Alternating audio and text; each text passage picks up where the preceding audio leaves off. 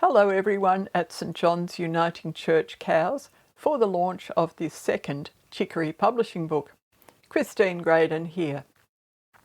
I have the privilege of officially launching this book, on which I also had the privilege of collaborating a little with the team of Chicory Publishing based at the Phillip Island and San Remo Advertiser. Our son Simon Eddy is recording this speech, and I've put together this PowerPoint presentation at our home on the country of the Bunurong language people of the Kulin Nations. I pay my respects to local and all other Aboriginal and Torres Strait Islander people, and especially to their elders, past, present and emerging. This island part of their country is known as Malau, but the book we are launching today contains stories from the era in which Malau has also been known as Phillip Island. While this era of this book is barely a blip on the graph of thousands of years of Aboriginal history of this island, elders of all sorts within all communities often hold stories of a place and its people, and many of those early Phillip Island era elders' stories are shared in this book. 2018 marked 150 years since closer settlement on Phillip Island by people of European descent. The ballot was held in Mornington, then known as Snapper Point, and saw the end of over 2 decades of leasehold over the whole island by the McAfee family. The Advertiser extensively covered the main commemorative events for the year and produced a feature souvenir supplement along with regular news each week. But they were also publishing some sort of historic stories on an almost weekly basis throughout 2018. It was a mighty effort to compile those articles from a big variety of sources and from community members. At the end of the year, the call went out to Anne Oswin. You must turn this all into a book.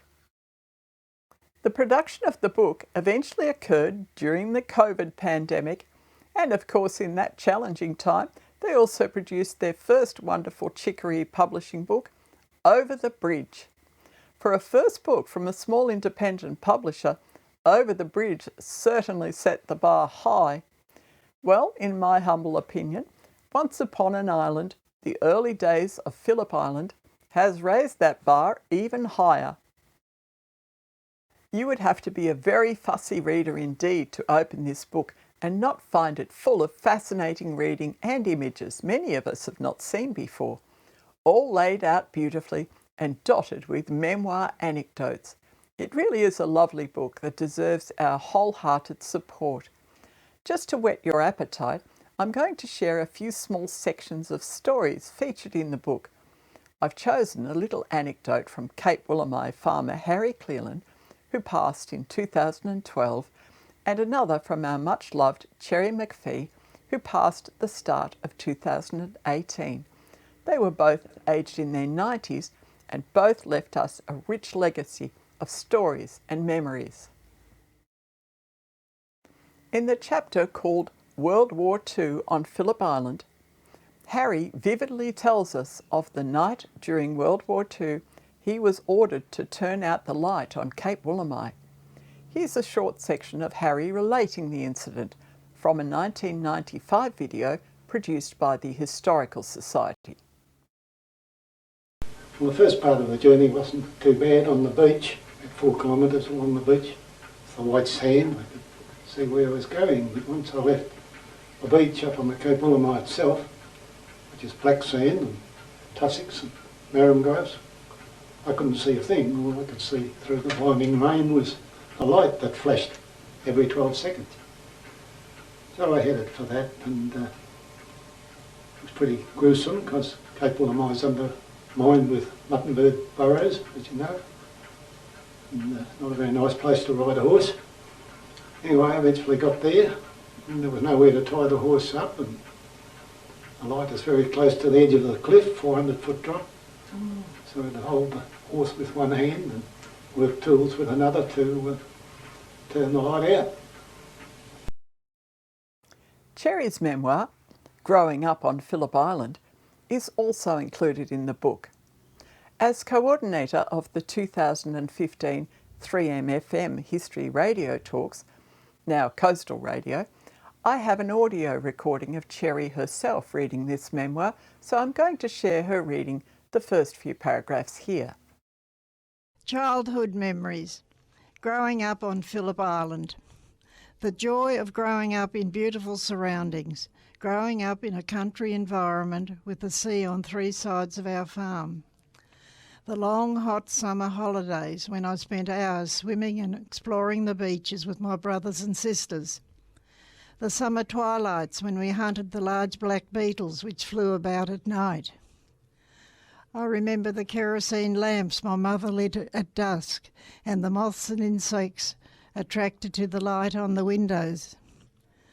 I remember the lovely feeling of being tucked up in bed at night, listening to the wind sighing in the big gum trees at the bottom of the garden, the gentle lap of the tide on the stony beach, the plaintive cry of the curlew and the call of the black swans. I recall when the garden was bathed in moonlight, with the moon shining on the water like a long silver road.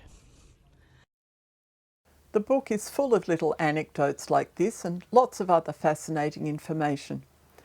Last week, Anne arrived here carrying a box of 7 copies of the new book. There's something irresistible and exciting about opening a box in which you know a new book is hiding.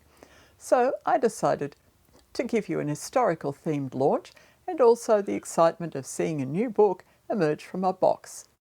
I've wrapped our book box with the Advertiser Souvenir Supplement from 2018. Now we'll jump back from there to the early 20th century. I've decorated the book box with images of greeting cards found in a big card sample book from my great aunt Mary Pickerskill. One card is dated 1907, which is much the same era of the now famous photo on the front of Once Upon an Island. I've created a sort of 21st century decoupage from the cards for this time capsule box for us. Here's the sides and the inside to show you. So now for the exciting bit, because I'm going to open the box. And here is our beautiful new Chicory Publishing book, Once Upon an Island, The Early Days of Phillip Island.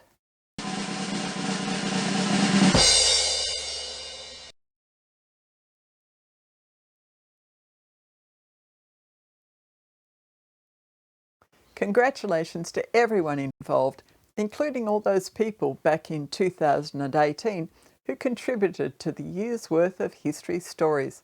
Not all of those stories are in here, of course, but it's still a great read. On behalf of all of us, my heartfelt thanks to the dedicated and creative team at Chicory Publishing and The Advertiser for producing such a lovely book for us all to learn from and thoroughly enjoy. Now I declare Once Upon an Island, The Early Days of Phillip Island officially launched. Thank you everyone for your attention. Enjoy catching up at the rest of the launch event. Don't forget to buy the book and recommend it to all your family and friends. It will make a wonderful addition to anyone's library. Plus, the sales will help fund the next book from Chicory Publishing. Take care everyone. Goodbye for now.